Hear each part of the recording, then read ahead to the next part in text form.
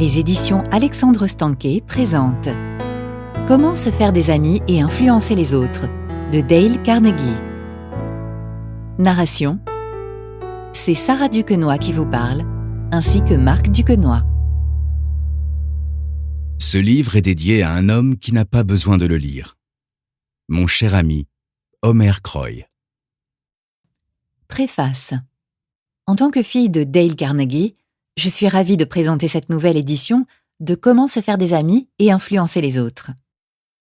C'était une occasion tant attendue de le rafraîchir tout en restant fidèle à son langage et à son contenu d'origine.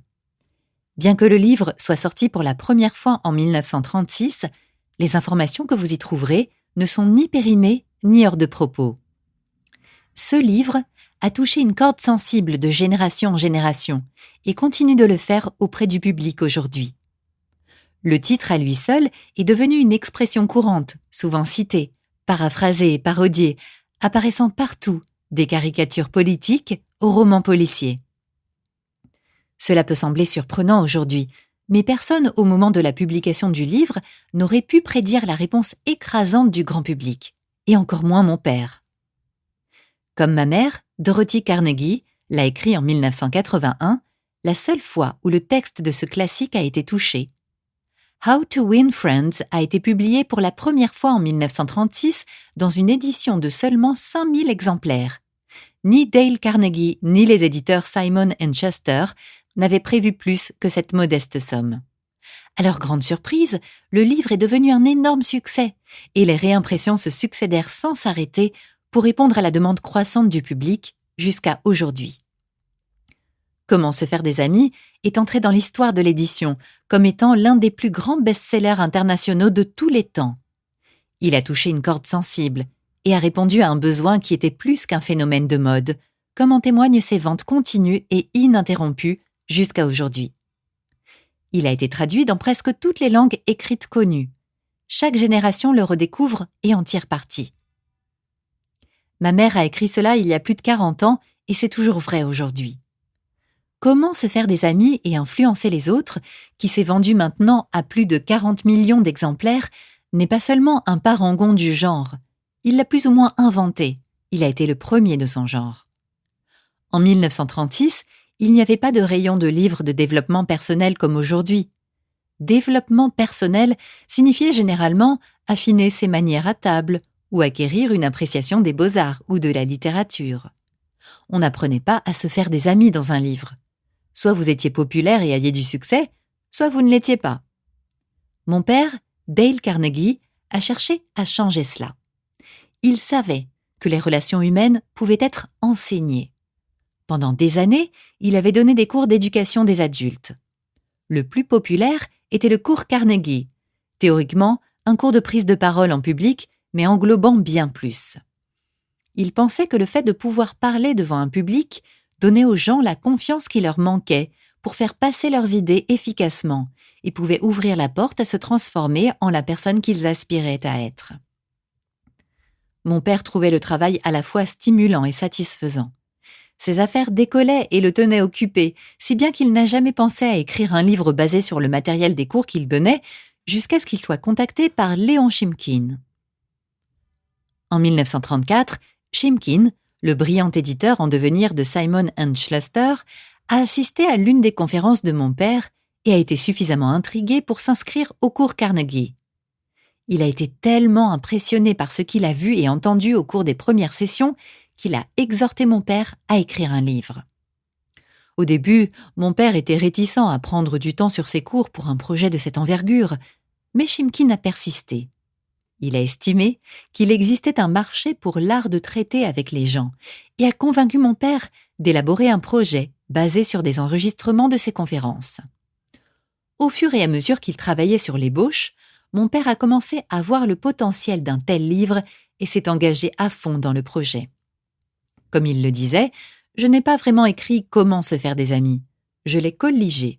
J'ai simplement mis sur papier les conférences que je donnais aux gens pour les préparer aux affaires et à la vie sociale, en utilisant les conseils de réussite qu'eux-mêmes me donnaient.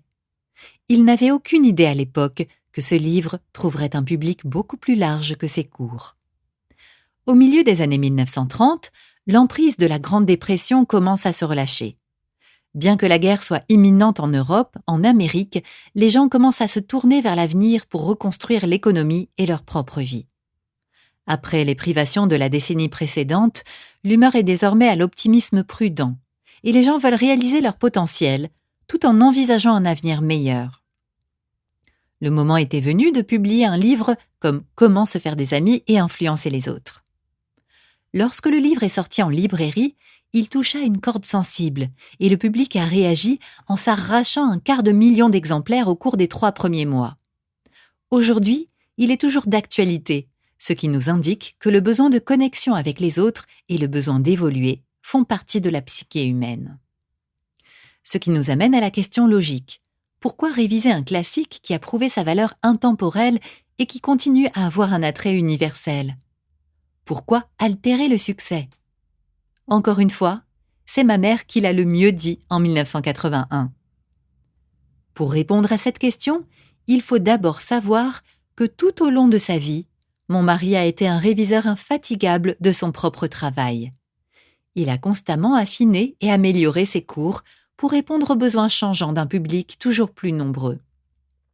S'il avait vécu plus longtemps, il aurait lui-même mis à jour comment se faire des amis et influencer les autres pour refléter les changements culturels qui se sont produits dans le monde depuis sa première publication. Dans cette nouvelle édition, nous avons perpétué la tradition de mon père, en veillant à ce que son œuvre reste d'actualité pour la prochaine génération de lecteurs, sans pour autant nous éloigner de la puissante authenticité de la version originale. Mon père écrivait comme il parlait, d'une manière intensément exubérante, conversationnelle, issue de ses racines rurales du Midwest, et nous n'avons pas voulu changer cela.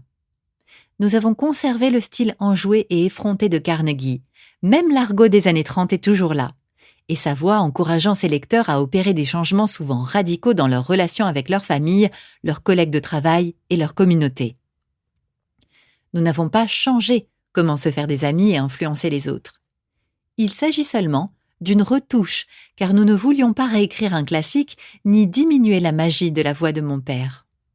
Nous avons éliminé certaines références à des personnes ou à des événements que les lecteurs d'aujourd'hui ne reconnaîtraient pas ou qui nous semblaient déconnectés du monde d'aujourd'hui, y compris certains éléments qui ont été ajoutés plus tard dans la révision de 1981. Nous voulions revenir à l'original aussi près que possible, tout en le retouchant pour demain. Nous sommes donc repartis de zéro et avons travaillé à partir de la première édition de 1936, la source non diluée. Dire que Comment se faire des amis est intemporel, c'est sous-estimer son impact. Même ceux qui n'ont jamais lu le livre reconnaîtront bon nombre des idées qu'il contient. Les principes de mon père, au diapason avec ce que les gens voulaient et avaient besoin, ont été rapidement adoptés par les chefs d'entreprise de l'époque. Dans le monde d'aujourd'hui, elles sont présentées comme des stratégies d'avant-garde par les programmes de ressources humaines et de leadership d'entreprise. Les professionnels comme les profanes les ont empruntées, reconditionnées et reformulées, en promettant de vous révéler comment accroître votre confiance en vous, développer vos compétences en matière de gestion et améliorer votre vie sociale. Mon père n'a pas inventé les concepts sur lesquels il a écrit, mais il a été un pionnier dans la façon dont il les a présentés. Nombre de nos gourous actuels du développement personnel doivent leur sujet de discussion et leur succès aux bases que ce livre a posées il y a près de 90 ans, et beaucoup de livres populaires d'aujourd'hui sont dérivés du concept de « Comment se faire des amis ». Le thème primordial et la clé de voûte de ce livre est de voir les choses du point de vue des autres. À notre époque de conflits politiques et de bouleversements sociaux, nous avons plus que jamais besoin d'acquérir des compétences en matière de relations humaines. Ces pages vous montreront comment avoir une conversation civilisée avec ceux avec qui vous n'êtes pas d'accord, comment expliquer pourquoi certaines personnes ne veulent pas entendre raison, et vous aideront à combler les fossés avec votre famille et vos amis lorsque cela semble impossible. Ce n'est pas une tâche facile, mais elle est d'une importance vitale. Une aide qui transforme souvent la vie se trouve dans ces pages. Un tel défi n'était pas facile à relever pour mon père. Il était lui-même le premier à admettre qu'il n'était pas le modèle de relation humaine que les gens imaginaient. Il a lutté avec ses leçons, comme tout le monde. il y a une merveilleuse histoire de famille qui raconte qu'un ami de ma mère est venu nous rendre visite juste après que mes parents se soient disputés. Mon père était encore furieux et bougonnait dans la maison. Quand l'invité commenta sur la situation, ma mère lui a fait un signe de tête et a dit « Voilà l'homme qui a écrit le livre « Comment se faire des amis ». Comme il le disait souvent, il a écrit « Comment se faire des amis et influencer les autres » pour lui-même autant que pour les autres. Cette révision a été un travail d'amour pour moi. Je n'avais que 4 ans lorsque mon père est décédé en 1955, mais je me souviens bien de lui. Il était chaleureux, riait facilement, aimait les gens et trouvait toujours du temps pour moi. Il était vraiment la personne dont vous entendez la voix dans ce livre. En travaillant sur ce projet, j'ai eu la chance de bénéficier de l'aide précieuse de l'écrivain Andrew Postman. Ensemble, nous avons revu et analysé chaque ligne de Comment se faire des amis et influencer les autres, encore et encore, en éliminant les éléments superflus et en débattant soigneusement des mérites de chaque changement, aussi minime soit-il. Je suis également reconnaissant à Stuart Roberts, notre éditeur chez Simon & Schuster, dont le soutien à cette révision a été indéfectible, ainsi qu'à Joe Hart et Christine Buscarino de Dale Carnegie Training, qui ont été des caisses de résonance tout au long du projet. Je crois que mon père aurait été très satisfait du résultat. J'espère que vous le serez aussi, et que non seulement vous bénéficierez de la sagesse qu'il renferme, mais que vous apprécierez également le voyage. Donna Dale Carnegie.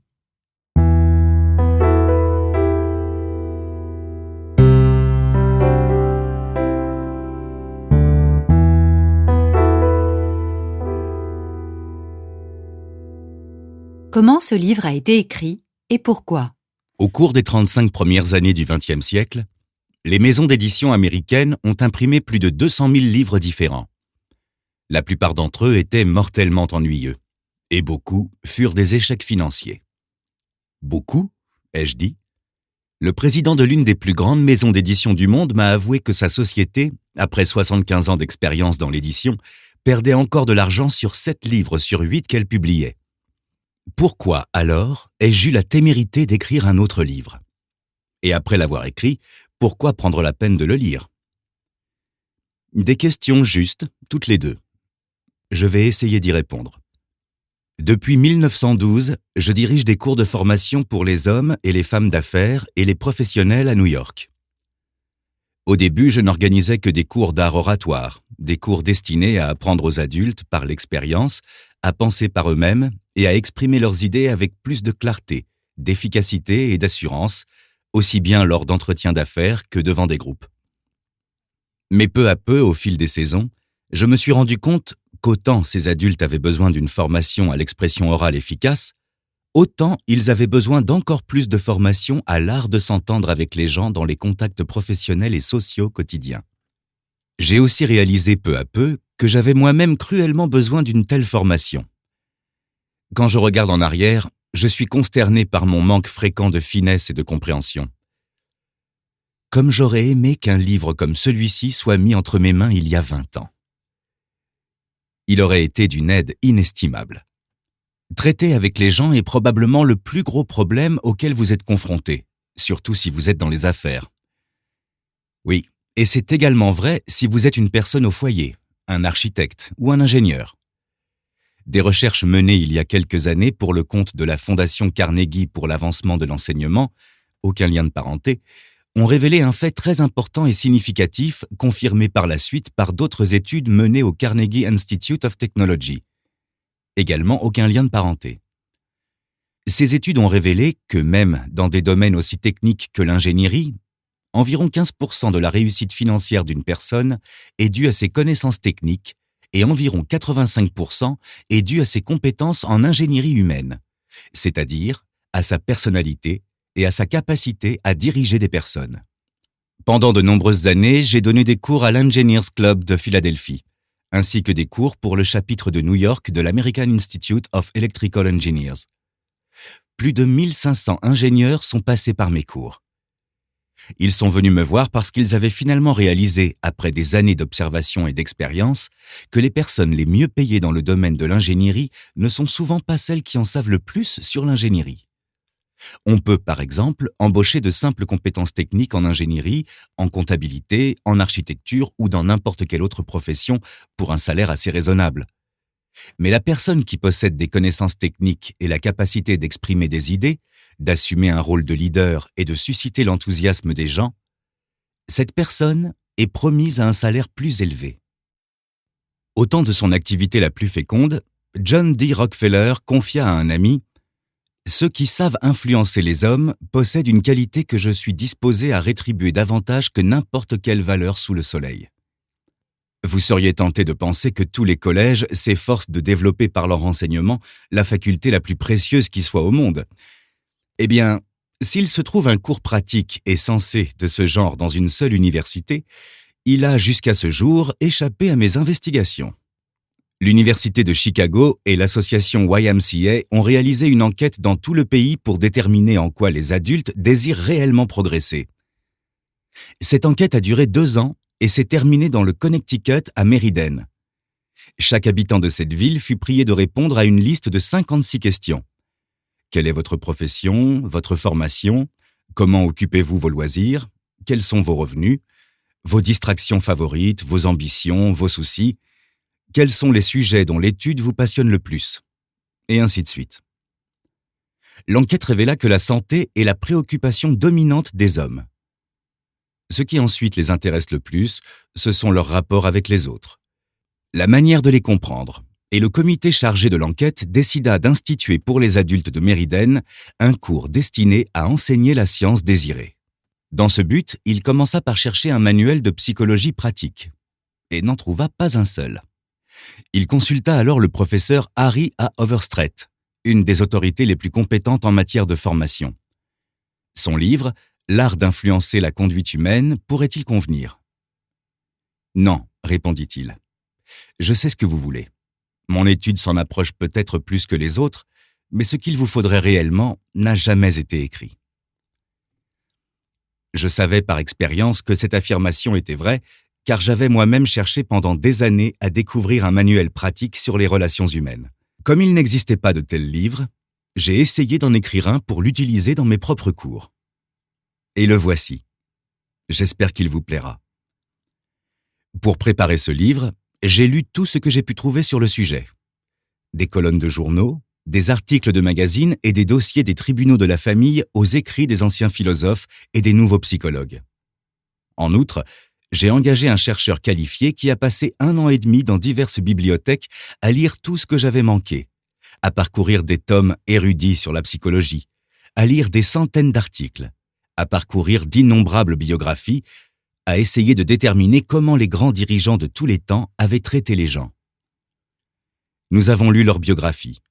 Nous avons lu les histoires de vie de tous les grands leaders, de Jules César à la reine Victoria, en passant par Thomas Edison. Je me souviens que nous avons lu plus de 100 biographies de Theodore Roosevelt à lui seul. Nous étions déterminés à ne ménager ni notre temps, ni nos efforts pour découvrir toutes les idées pratiques que les gens ont utilisées à travers les âges pour se faire des amis et influencer les gens. J'ai personnellement interviewé des dizaines de personnes ayant réussi, dont certains sont mondialement connus, des inventeurs comme Marconi et Edison, des dirigeants politiques comme Franklin D. Roosevelt et le ministre des Postes, James Farley, des chefs d'entreprise comme le fondateur de RCA, Owen D. Young, des stars de cinéma comme Clark Gable, Joan Crawford et Mary Pickford, des musiciens comme la chanteuse d'opéra Ellen Jepson, des éducateurs comme Helen Keller et des explorateurs comme Martin Johnson. Et j'ai essayé de découvrir les techniques qu'ils utilisaient dans leurs relations humaines. À partir de tout ce matériel, j'ai préparé une courte conférence. Je l'ai appelée « Comment se faire des amis et influencer les autres ». Je dis « courte ». Elle était courte au début, mais elle s'est rapidement développée pour devenir une conférence d'1 heure et 30 minutes. Pendant des années, j'ai donné cette conférence aux adultes des cours de l'Institut Carnegie à New York. J'ai fait ma conférence et j'ai encouragé les auditeurs à sortir et à la tester avec leurs contacts professionnels et sociaux, puis revenir en classe et parler de leurs expériences et des résultats qu'ils ont obtenus. Quelle mission intéressante! Ces femmes et ces hommes, avides d'amélioration personnelle, étaient fascinés par l'idée de travailler dans un laboratoire d'un genre nouveau. Le premier et le seul laboratoire de relations humaines adultes qui n'ait jamais existé. Mon livre n'a pas été écrit dans le sens habituel du mot. Il a évolué comme un enfant. Il s'est formé, développé, il a pris de l'ampleur et de la force dans ce laboratoire nourri de l'expérience de milliers de personnes. J'ai alors rédigé quelques principes dont la liste tenait aisément sur une carte grande comme la main. La saison suivante, la liste s'était allongée, puis elle se transforma en une série de brochures. Chacune d'elles grandit à son tour, et aujourd'hui, après 15 années d'expérience et de recherche, je vous apporte ce livre. Les principes énoncés ici ne sont pas simplement des théories, des suppositions. Ils produisent des résultats immédiats, presque magiques. Aussi incroyable que cela puisse paraître, j'ai vu de nombreuses existences transformées par leur application. En voici un exemple. L'année dernière, le patron d'une entreprise de 314 personnes participait à notre entraînement. Il avait toujours mené ses employés à la baguette, les critiquant et les réprimandant. Les paroles d'encouragement et de reconnaissance lui étaient étrangères. Après avoir étudié les principes exposés dans ce livre, cet homme modifia radicalement sa façon d'agir. Son organisation est maintenant imprégnée d'une nouvelle loyauté, d'un nouvel enthousiasme et d'un nouvel esprit d'équipe. 314 ennemis ont été transformés en 314 amis. Comme il l'a dit fièrement dans un discours devant la classe, « Quand je traversais mon établissement, personne ne me saluait. Mes employés détournaient même le regard lorsqu'ils me voyaient arriver. Mais maintenant, ils sont tous mes amis. Et même le concierge m'appelle par mon prénom. » Infiniment plus important, il a trouvé beaucoup plus de bonheur dans ses affaires et dans son foyer. Grâce aux principes enseignés ici, d'innombrables commerciaux ont pu augmenter leur chiffre d'affaires. Beaucoup ont décroché de nouveaux clients, jusqu'alors sollicités en vain. Des directeurs ont gagné en prestige, en autorité, en rayonnement. Un cadre me confiait, la semaine dernière, que la promotion rapide qui lui avait été accordée était principalement due à l'application de nos principes. Un autre directeur, de la compagnie du gaz de Philadelphie, allait être congédié à cause de son caractère agressif, de sa difficulté à travailler en équipe. Grâce à notre entraînement, il put non seulement éviter le renvoi, mais même améliorer sa situation. En d'innombrables occasions, des conjoints participant au banquet donné à la fin du cours m'ont dit que leur foyer était beaucoup plus heureux depuis que leur mari ou leur femme avait commencé cette formation. Les gens sont souvent étonnés du résultat qu'ils obtiennent. Tout semble magique. Dans certains cas, dans leur enthousiasme, ils m'ont téléphoné chez moi le dimanche parce qu'ils avaient hâte de rapporter leurs résultats à la session régulière du cours. Un homme a été tellement ému par un exposé sur ses principes qu'il a passé une bonne partie de la nuit à en discuter avec d'autres membres de la classe. À 3 heures du matin, les autres sont rentrés chez eux. Mais lui était tellement secoué par la prise de conscience de ses propres erreurs, tellement inspiré par la perspective d'un monde nouveau et plus riche qui s'ouvrait devant lui, qu'il n'a pas pu dormir. Il n'a pas dormi cette nuit-là, ni le jour suivant, ni la nuit suivante. Qui était-il ? Un individu naïf, sans formation, prêt à s'extasier devant toute nouvelle théorie qui se présentait ? Loin de là. C'était le propriétaire d'une galerie d'art. Un homme averti, cultivé, très mondain, qui parlait couramment 3 langues et avait mené à bien des études dans 2 universités étrangères. Alors que j'écrivais ce chapitre, j'ai reçu une lettre d'un aristocrate allemand dont les ancêtres avaient servi pendant des générations comme officier professionnel de l'armée sous les Hohenzollern. Sa lettre, écrite depuis un paquebot transatlantique, racontant l'application de ces principes, s'élevait presque à une ferveur religieuse. Un autre homme, un vieux New-Yorkais diplômé de Harvard, riche propriétaire d'une grande usine de tapis, a déclaré qu'il avait appris plus en 14 semaines grâce à ce système de formation sur l'art délicat d'influencer les gens qu'il n'avait appris sur le même sujet pendant ses 4 années d'université. Absurde ? Risible ? Fantastique ? Bien sûr, vous êtes libre de rejeter cette déclaration avec l'adjectif que vous souhaitez. Je ne fais que rapporter sans commentaire une déclaration faite par un individu conservateur et éminemment prospère lors d'une annonce publique devant environ 600 personnes au Yale Club de New York dans la soirée du jeudi 23 février 1933. Par rapport à ce que nous devrions être, disait le célèbre psychologue et professeur William James, nous ne sommes qu'à moitié éveillés. Nous n'utilisons qu'une petite partie de nos ressources physiques et mentales. En d'autres termes, l'individu humain vit loin de ses limites. Il possède des pouvoirs de toutes sortes qu'il a l'habitude de ne pas utiliser. Ces pouvoirs que vous omettez habituellement d'utiliser. Le seul but de ce livre est de vous aider à découvrir, à développer et à tirer profit de ces atouts dormants et inutilisés. L'éducation, a déclaré le Dr John G. Eben, ancien président de l'université de Princeton, est la capacité à faire face aux situations de la vie. Si, au terme de l'écoute des 3 premiers chapitres de ce livre audio, vous n'êtes pas un peu mieux armé pour faire face aux situations de la vie, alors je considérerais ce livre comme un échec total en ce qui vous concerne. Car le grand but de l'éducation, disait Herbert Spencer, sociologue et philosophe anglais, n'est pas la connaissance, mais l'action. Et ce livre est un livre d'action. Dale Carnegie, 1936. 9 suggestions pour tirer le meilleur parti de ce livre audio. 1. Si vous souhaitez tirer le meilleur parti de ce livre audio, il faut une qualité essentielle, un élément essentiel infiniment plus important que toute règle ou technique. Sans cette disposition fondamentale, les meilleurs préceptes ne vous serviraient à rien. Mais si vous la possédez, vous accomplirez des merveilles. Quelle est cette condition magique ? Tout simplement ceci. Un désir profond et impérieux d'apprendre, une détermination vigoureuse à accroître votre capacité à traiter avec les gens. Comment pouvez-vous développer une telle envie ? En vous rappelant constamment à quel point ces principes sont importants pour vous.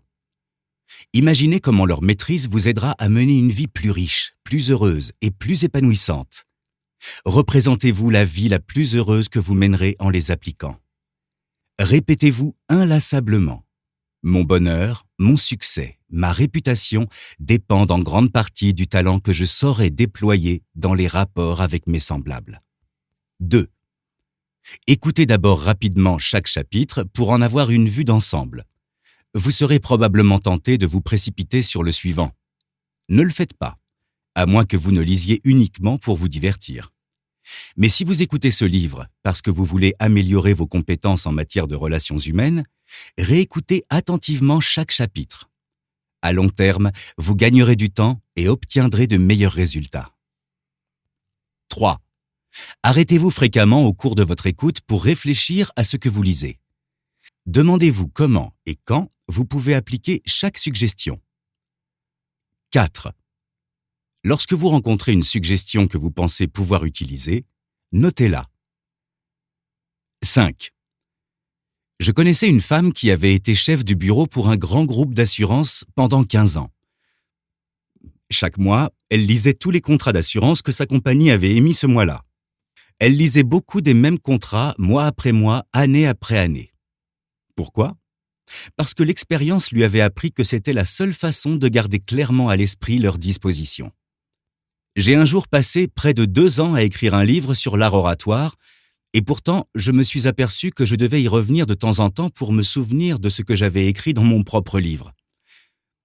La rapidité avec laquelle nous oublions est étonnante. Si vous voulez tirer un bénéfice réel et durable de ce livre audio, n'imaginez pas que de l'écouter une seule fois suffira. Rappelez-vous que l'utilisation de ces principes ne peut devenir une habitude que par une constante et vigoureuse révision de ceux-ci. Il n'y a pas d'autre moyen. 6. Bernard Shaw, le dramaturge irlandais, a remarqué un jour « Si vous enseignez quelque chose à un homme, il n'apprendra jamais ». Shaw avait raison. L'apprentissage est un processus actif. Nous apprenons en faisant. Donc, si vous souhaitez maîtriser les principes que vous étudiez dans ce livre audio, mettez-les en application. Appliquez ces règles à chaque occasion. Si vous ne le faites pas, vous les oublierez rapidement. Seules les connaissances utilisées restent dans votre esprit. Vous aurez probablement du mal à appliquer ces suggestions en permanence. Je le sais parce que j'ai écrit ce livre. Et pourtant, j'ai souvent eu du mal à appliquer tout ce que je préconisais. Par exemple, lorsque vous êtes mécontent, il est beaucoup plus facile de critiquer et de condamner que d'essayer de comprendre le point de vue de l'autre personne. Il est souvent plus facile de trouver des fautes que des louanges. Il est plus naturel de parler de ce que vous voulez que de parler de ce que l'autre personne veut. Et ainsi de suite. En écoutant ce livre, rappelez-vous que vous n'essayez pas simplement d'acquérir des informations. Vous essayez de former de nouvelles habitudes. Vous essayez d'adopter un nouveau mode de vie. Cela demandera du temps, de la persévérance et une application quotidienne. Référez-vous donc souvent à ces pages. Considérez ce document audio comme un manuel de travail sur les relations humaines. Et chaque fois que vous êtes confronté à un problème spécifique, vous pouvez vous y référer. 7. Offrez à votre conjoint, à votre enfant ou à un associé $1 chaque fois qu'il vous surprend à enfreindre un certain principe. Faites de la maîtrise de ces règles un jeu vivant. 8. Le président d'une banque de Wall Street a un jour décrit, lors d'une conférence devant l'un de mes cours, un système très efficace qu'il utilisait pour s'améliorer. Cet homme n'avait reçu que peu d'éducation formelle, mais il était devenu l'un des financiers les plus importants d'Amérique, et il a avoué qu'il devait la majeure partie de son succès à l'application constante de son système maison. Voici ce qu'il fait. Je vais l'exprimer dans ses propres mots, aussi précisément que je peux m'en souvenir. Pendant des années, j'ai tenu un carnet de rendez-vous indiquant tous les rendez-vous que j'avais dans la journée. Ma famille ne faisait jamais de projet pour moi le samedi soir car elle savait que je consacrais une partie de chaque samedi soir au processus éclairant de l'auto-examen, de la révision et de l'évaluation. Après le dîner, je suis allé seul, j'ai ouvert mon carnet de rendez-vous et j'ai repensé à tous les entretiens, discussions et réunions qui avaient eu lieu pendant la semaine. Je me suis demandé, quelles erreurs ai-je commises cette fois-ci ? Qu'est-ce que j'ai fait de bien ? Et de quelle manière aurais-je pu améliorer ma performance ? Quelles leçons puis-je tirer de cette expérience ? J'ai souvent trouvé que cette revue hebdomadaire me rendait très malheureux. J'étais souvent étonné de mes propres gaffes. Bien sûr, au fil des années, ces gaffes sont devenues moins fréquentes. Parfois, j'étais enclin à me donner une petite tape dans le dos après une de ces séances. Ce système d'auto-analyse et d'auto-éducation qui s'est poursuivi année après année a fait plus pour moi que toute autre chose que j'ai jamais tenté. Il m'a aidé à améliorer ma capacité à prendre des décisions et il m'a énormément aidé dans tous mes contacts avec les gens. Je ne saurais trop le recommander. Pourquoi ne pas utiliser un système similaire pour vérifier votre application des principes abordés dans ce livre audio ? Si vous le faites, 2 choses en résulteront. Tout d'abord, vous vous trouverez engagé dans un processus éducatif à la fois intrigant et inestimable. Deuxièmement, vous constaterez que votre capacité à rencontrer et à traiter avec les gens augmentera énormément. 9. Il peut être utile pour vous de noter vos triomphes après avoir appliqué ces principes. Soyez précis. Donnez des noms, des dates, des résultats. La tenue d'un tel registre vous incitera à redoubler d'efforts.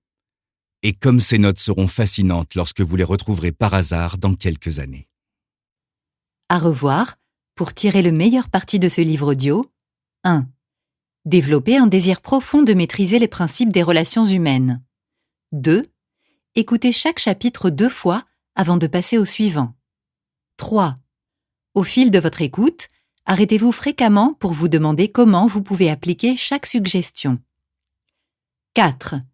Notez chaque idée importante. 5. Passez en revue ce livre audio chaque mois. 6. Appliquez ces principes à chaque occasion. Utilisez ce document audio comme un manuel de travail pour vous aider à résoudre vos problèmes quotidiens. 7. Faites de votre apprentissage un jeu animé en offrant à un ami $1 chaque fois qu'il vous surprend à violer l'un de ces principes. 8. Faites le point chaque semaine sur les progrès que vous réalisez. Demandez-vous quelles erreurs vous avez commises, quelles améliorations vous pouvez apporter et quelles leçons vous avez tirées pour l'avenir. 9. Conservez des notes de ce livre audio montrant comment et quand vous avez appliqué ces principes.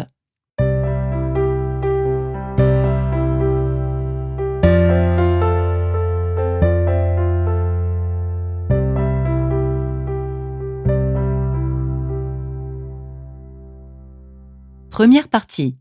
Technique fondamentale pour influencer les autres. Chapitre 1.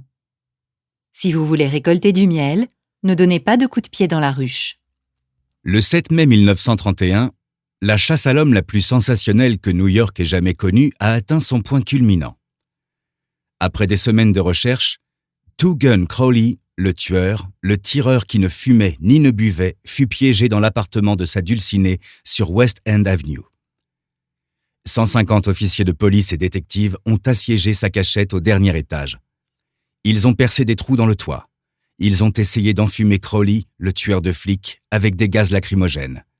Puis, ils ont monté leurs mitrailleuses sur les immeubles environnants et pendant plus d'une heure, l'un des plus beaux quartiers résidentiels de New York a résonné du bruit des pistolets et du claquement des mitrailleuses.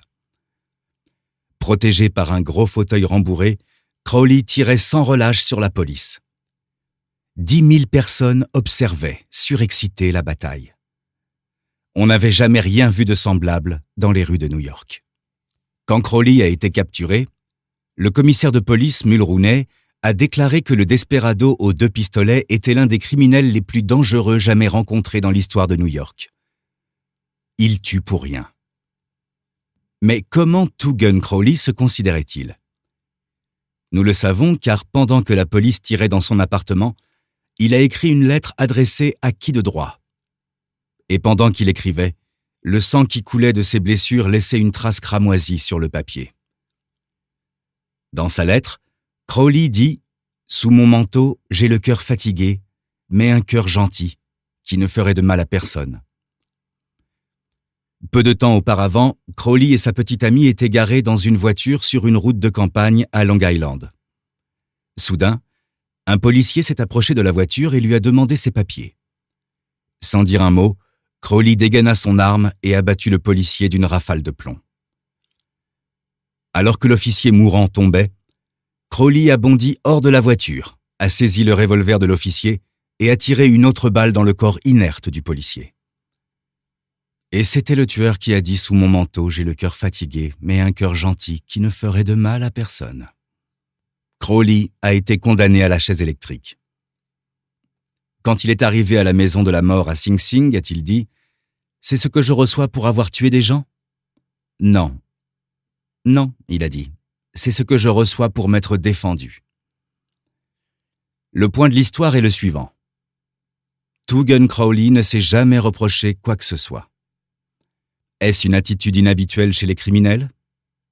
Si vous pensez que oui, écoutez ceci. J'ai passé les meilleures années de ma vie à donner aux gens du bonheur, à les aider à passer un bon moment, et tout ce que je reçois, c'est des insultes et la vie d'un homme traqué. C'est Al Capone qui parle ainsi. Parfaitement. L'ancien ennemi public numéro 1, le plus sinistre chef de bande qui ait jamais terrifié Chicago, ne se condamne pas. Il se considère réellement comme un bienfaiteur public, un bienfaiteur incompris, traité avec ingratitude. C'est ce qu'a fait Dutch Schultz avant de s'écrouler sous les balles d'un gang à Newark. Schultz, l'un des criminels les plus notoires de New York, a déclaré dans une interview à un journal qu'il était un bienfaiteur public. Et il le croyait. J'ai entretenu une correspondance intéressante à ce sujet avec Lewis Lowe, qui a été directeur de la tristement célèbre prison de Sing Sing à New York pendant de nombreuses années. Et il a déclaré que peu de criminels à Sing Sing se considèrent comme des hommes mauvais. Ils sont tout aussi humains que vous et moi. Alors ils rationalisent, ils expliquent. Ils peuvent vous dire pourquoi ils ont dû forcer un coffre-fort ou être rapides sur la gâchette. La plupart d'entre eux tentent par une forme de raisonnement, fallacieux ou logique, de justifier leurs actes antisociaux, même vis-à-vis d'eux-mêmes, soutenant ainsi avec force qu'ils n'auraient jamais dû être emprisonnés. Si Al Capone, Two Gun Crowley, Dutch Schultz et les hommes et femmes désespérés derrière les murs des prisons ne se reprochent rien, Qu'en est-il des personnes avec lesquelles vous et moi sommes en contact? John Wanamaker, fondateur des magasins qui portent son nom, a avoué un jour « J'ai appris il y a 30 ans qu'il est stupide de gronder. J'ai suffisamment de mal à surmonter mes propres limites sans avoir à m'inquiéter du fait que Dieu n'a pas jugé bon de distribuer équitablement le don de l'intelligence. » Wanamaker a appris cette leçon très tôt. Mais personnellement, j'ai dû errer dans ce vieux monde pendant un tiers de siècle avant de comprendre que 99 fois sur 100, l'être humain se juge innocent, quelle que soit l'énormité de sa faute. La critique est futile parce qu'elle met les gens sur la défensive et les oblige généralement à chercher à se justifier. La critique est dangereuse parce qu'elle blesse l'amour-propre et qu'elle provoque la rancune. B.F. Skinner, psychologue mondialement connu, a prouvé par ses expériences qu'un animal récompensé pour son bon comportement apprend beaucoup plus rapidement et retient beaucoup plus efficacement ce qu'il a appris qu'un animal puni pour son mauvais comportement. Des études ultérieures ont montré qu'il en allait... Nous espérons que vous avez apprécié cet aperçu. Pour continuer à écouter ce livre audio sur Google Play Livres, utilisez le lien dans la description de la vidéo.